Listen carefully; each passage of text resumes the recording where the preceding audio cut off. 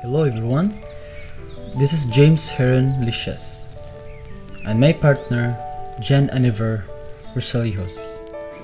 And for today, we are going to report about form, one of the elements in art. Okay, let's get started. But before we proceed, we need to know the definition of form. So what is form? Form is one of the 7 elements of art, which are the visual tools that an artist uses to compose a work of art. In addition to form, they include line, shape, value, color, texture, and space. As an element of art, form connotes something that is 3-dimensional and encloses volume, having length, width, and height, versus shape, which is 2-dimensional or flat. A form is a shape in 3 dimensions, and like shapes, can be geometric or organic. First we have geometric forms. Geometric forms are forms that are mathematical, precise, and can be named as in the basic geometric forms: sphere, cube, pyramid, cone, and cylinder. A circle becomes a sphere in 3 dimensions. A square becomes a cube.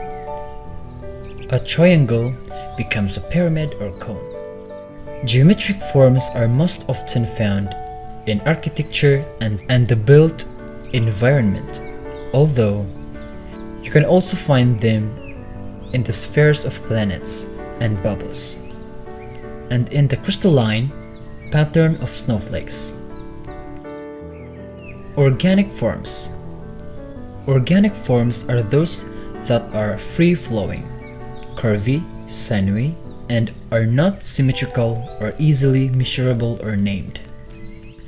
They must often occur in nature, as in the shapes of flowers, branches, leaves, puddles, clouds, animals, the human figure, but can also be found in the bold and fanciful buildings of the Spanish architect Antoni Gaudí, 1852 to 1926, as well as in many sculptures.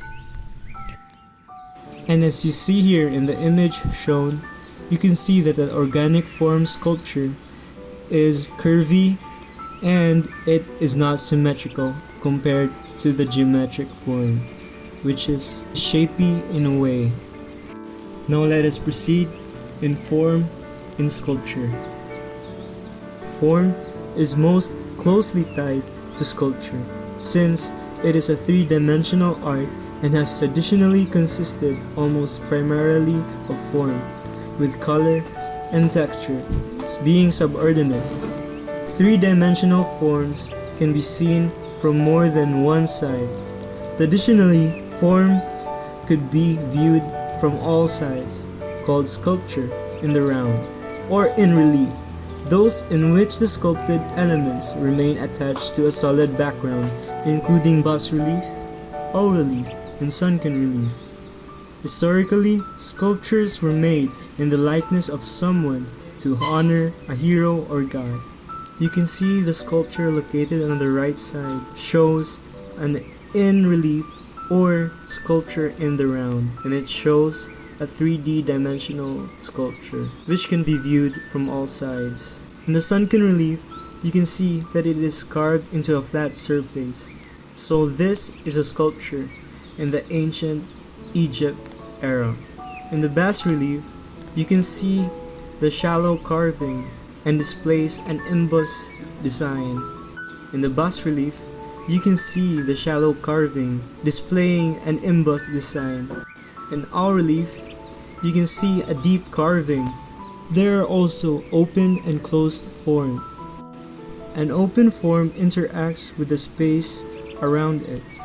This sculpture, Recumbent Figure by Henry Moore, 1938, allows space to flow through the piece as well as around it. You can see that there is a negative space inside some parts of it, while a closed form does not interact with the space around it. This sculpture of the pharaoh Khafra, 2570 before Christ, is an example. You can see in the image that it is a solid form and does not have a negative space inside the sculpture. Form in drawing and painting. In drawing and painting, the illusion of three-dimensional form is conveyed through the use of lighting and shadows, and the rendering of value and tone. Shape is defined by the outer contour of an object, which is how we first perceive it and begin to make sense of it. But light, value, and shadows help to give an object form and context and space so that we can fully identify it. For example, assuming a single light source on a sphere, the highlight is where the light source hits directly. The midtone is the middle value on the sphere where the light does not hit directly.